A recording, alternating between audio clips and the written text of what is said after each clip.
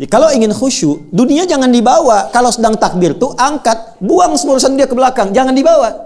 Problemnya sekarang, orang sholat, dia bertakbir, tapi dunianya masih ikut. Lisannya Allahu Akbar, tapi di kepalanya motor Hu Akbar, mobil Hu Akbar. Yang sekarang paling dahsyat, status Hu Akbar. Ya, sehingga teringat terus. Ada yang tega membatalkan hubungannya dengan Allah hanya untuk meneruskan hubungan dengan makhluk. Allahu Akbar, tang ting tung ting tang ting tung. Halo? Terus ketika dia berdoa nuntutnya luar biasa, ya Allah, tolong kabulkan. Angkat, buang ke belakang. Nah, di fase ini hadis Abu Daud, ini Nabi yang menyampaikan. Ingat ya, saya runtutkan betul. Ketika Anda belum sholat, itu sudah akan terasa pengen khusyuk.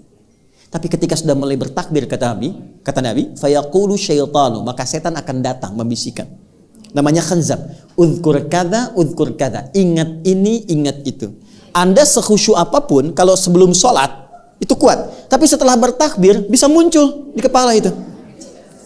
Nah, itu setan mulai bekerja.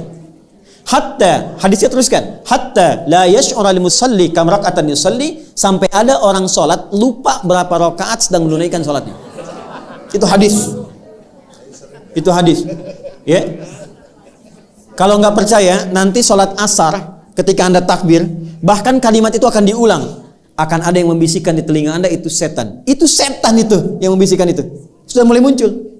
Untuk mencegah itu caranya bagaimana? Pindah ke Quran surah 29 ayat 45. Ini yang tadi saya tuliskan. Saya yakin Anda tengahnya hafal, tapi awalnya jarang dibaca, itu problemnya. Saya cek ya, tengahnya pasti hafal. Innas salata tanha. Tuh. Yakin saya. Coba baca awal ayatnya. Tuh. Padahal innas salata tanha 'anil fahsya'i wal munkar itu hasilnya, kuncinya awalnya. Utlu ma uhiya ilaika minal kitab wa aqimis shalah. Itu awal ayatnya. Utlu secara cepat karena waktunya terbatas, dari kata tilawah. Ada qiraah, ada tilawah. Kalau qiraah cuma baca, secara umum maknanya membaca tidak menuntut pemahaman. Itu qiraah. Orangnya disebut qari. Kalau Anda ada acara, ada pembaca Quran disebut qari kan? Kan dia cuma baca kan? Tidak menerjemahkan kan? Baik, tapi kalau bacaan itu menuntut kita untuk memahami dan mengamalkan apa yang dipahami, itu namanya tilawah. Karena itu biasanya kalau ada qari baca, di sampingnya ada penerjemah untuk memahamkan. Siapa namanya? Sini tilawah. Mungkin boleh jadi waktu itu yang pertama kali tilawah Bu Sari.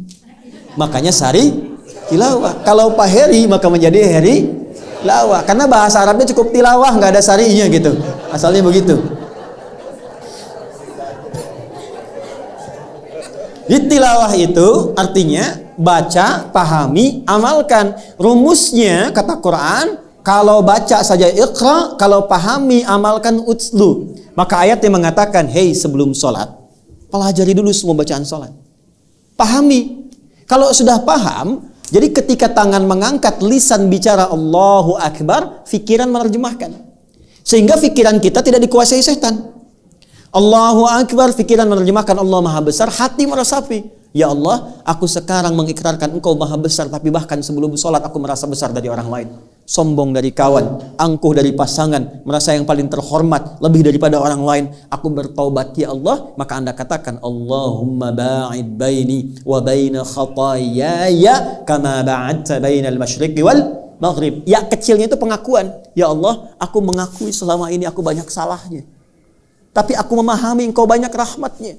Maka mohon jauhkan antara aku dan kesalahanku di hari kiamat nanti, sejauh Engkau jauhkan timur dan barat yang tidak pernah bertemu satu dengan keduanya. Karena setiap kesalahan akan dipertemukan dengan pemiliknya. Wa may ya'mal mithqala dzarratin syarran yarah.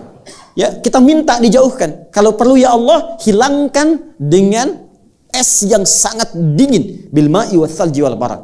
Atau kita katakan wajjahtu wajhiya lilladzi fataras samawati wal arda hanifan muslima wa ma ana minal musyrikin. Inna salati wa nusuki wa mahyaya lillahi rabbil la syarika lahu wa bidzalika umirtu wa ana minal muslimin. Itu dalam sekali.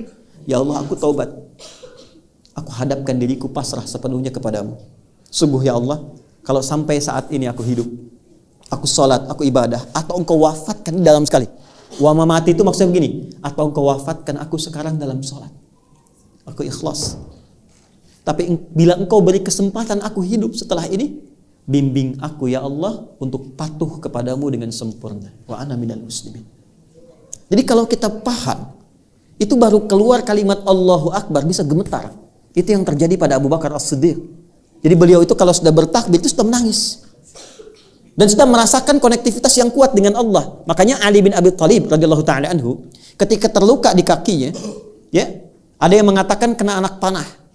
Ya, maka ketika akan dicabut sakitnya luar biasa. Ada satu sahabat mengatakan, saya tahu bagaimana dan kapan saat mencabutnya. Maka ketika sholat dicabut anak panah itu dan tidak berubah ekspresi beliau. Diam, seakan-akan tidak ada apa-apa. Biasanya kalau level imannya sudah tinggi luar biasa, itu sampai bahasa hatinya pun terkoneksikan dengan arasy yang sangat tinggi. Kisah nyata dari orang-orang soleh. Dulu masih banyak buku-buku tentang orang-orang soleh. Bapak Ibu sekalian, ada seorang alim, solehnya luar biasa, abid. Jadi kalau alim ulama saja, abid itu rajin ibadah. Dia malam-malam keluar untuk berperjalanan. Tiba-tiba kemalaman, singgah dia di tepi hutan, istirahat. Malam dia bangkit sholat. Ketika sedang akan menaikkan sholat, mulai bertakbir Allahu Akbar, datanglah harimau yang sudah siap menerkam gitu. Maka dia katakan, ya khalqallah, hei makhluk Allah, jika memang aku adalah rizki yang telah Allah tetapkan untuk kau makan, silahkan terkam aku senyamanmu. Tapi jika memang aku bukan rizki yang telah Allah tetapkan untukmu, maka jangan ganggu ibadahku. Bukan jangan makan aku, jangan ganggu ibadahku, atau aku mohonkan kepada Allah untuk menghancurkan kau saat ini juga. Atau apa yang terjadi? Binatang itu pergi meninggalkannya, langsung pergi begitu saja. Maka dia kemudian melanjutkan ibadahnya. Ketika konektivitas itu tinggi, khusyuk itu mendalam luar biasa, jawaban datang dan kalimat yang disampaikan begitu sangat luar biasa. Walam yakhsha illallah, enggak ada ketakutan, enggak ada kemapanan kecuali konektivitasnya hanya Allah.